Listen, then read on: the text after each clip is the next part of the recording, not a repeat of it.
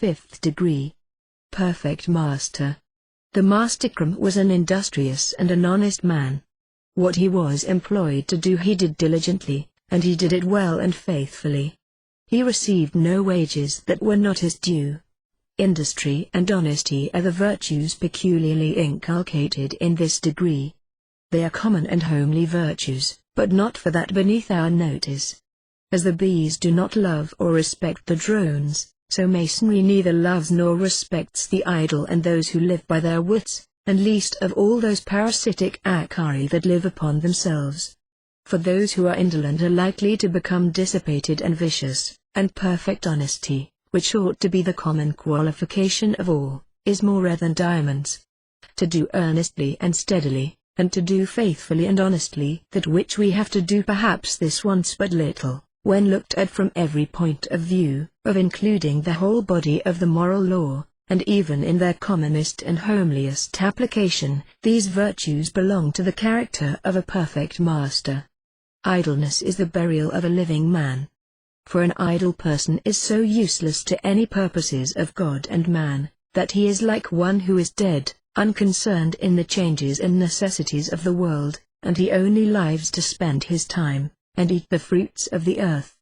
Like a vermin or a wolf, when his time comes, he dies and perishes, and in the meantime is naught. He neither ploughs nor carries burdens, all that he does is either unprofitable or mischievous. It is a vast work that any man may do, if he never be idle, and it is a huge way that a man may go in virtue, if he never go out of his way by a vicious habit or a great crime, and he who perpetually reads good books, if his parts be answerable, will have a huge stock of knowledge. St. Ambrose, and from his example, St. Augustine, divided every day into these tertius of employment. 8 hours they spent in the necessities of nature and recreation, 8 hours in charity, in doing assistance to others, dispatching their business, reconciling their enmities, reproving their vices, correcting their errors, instructing their ignorance, and in transacting the affairs of their dioceses, and the other 8 hours they spent in study and prayer. We think, at the age of 20, that life is much too long for that which we have to learn and do, and that there is an almost fabulous distance between our age and that of our grandfather. But when, at the age of 60, if we are fortunate enough to reach it, or unfortunate enough, as the case may be, and according as we have profitably invested or wasted our time, we halt, and look back along the way we have come, and cast up and endeavor to balance our accounts with time and opportunity, we find that we have made life much too short, and thrown away a huge portion of our time. Then we, in our mind, deduct from the sum total of our years the hours that we have needlessly passed in sleep, the working hours each day, during which the surface of the mind's sluggish pool has not been stirred or roughed by a single thought, the days that we have gladly got rid of or to attain some real or fancied object that lay beyond, in the way between us and which stood irksomely the intervening days, the hours worse than wasted in follies and dissipation, or misspent in useless and unprofitable studies, and we acknowledge, with a sigh, that we could have learned and done, in half a score of years well spent, more than we have done in all our 40 years of manhood. To learn and to do. This is the soul's work here below. The soul grows as truly as an oak grows. As the tree takes the carbon of the air, the dew, the rain, and the light, and the food that the earth supplies to its roots, and by its mysterious chemistry transmutes them into sap and fiber, into wood and leaf, and flower and fruit, and color and perfume, so the soul imbibes knowledge and by a divine alchemy changes what it learns into its own substance, and grows from within outwardly with an inherent force and power like those that lie hidden in the grain of wheat.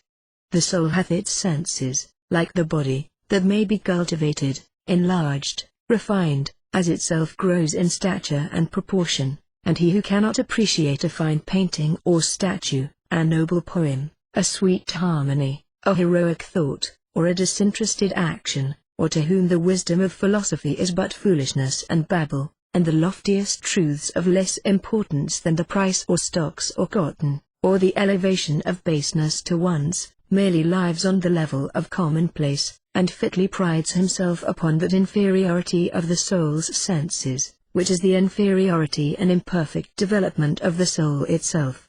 To sleep little, and to study much, to say little, and to hear and think much, to learn, that we may be able to do, and then to do, earnestly and vigorously, whatever may be required of us by duty, and by the good of our fellows, our country, and mankind. These are the duties of every Mason who desires to imitate the Master. The duty of a Mason as an honest man is plain and easy. It requires of us honesty in contracts, sincerity in arming, simplicity in bargaining, and faithfulness in performing. Lie not at all, neither in a little thing nor in a great, neither in the substance nor in the circumstance, neither in word nor deed, that is, pretend not what is false, cover not what is true, and let the measure of your affirmation or denial be the understanding of your contractor, for he who deceives the buyer or the seller by speaking what is true, in a sense not intended or understood by the other, is a liar and a thief. A perfect master must avoid that which deceives, equally with that which is false. Let your prices be according to that measure of good and evil which is established in the fame and common accounts of the wisest and the most merciful men, skilled in that manufacture or commodity, and the gain such, which, without scandal, is allowed to persons in all the same circumstances. In intercourse with others, do not do all which thou mayest lawfully do, but keep something within thy power, and, because there is a latitude of gain in buying and selling, take not thou the utmost penny that is lawful, or which thou thinkest so, for although it be lawful, yet it is not safe, and he who gains all that he can gain lawfully, this year, will possibly be tempted, next year, to gain something unlawfully. Let no man, for his own poverty, become more oppressing and cruel in his bargain, but quietly, modestly, diligently, and patiently recommend his estate to God, and follow his interest, and leave the success to him.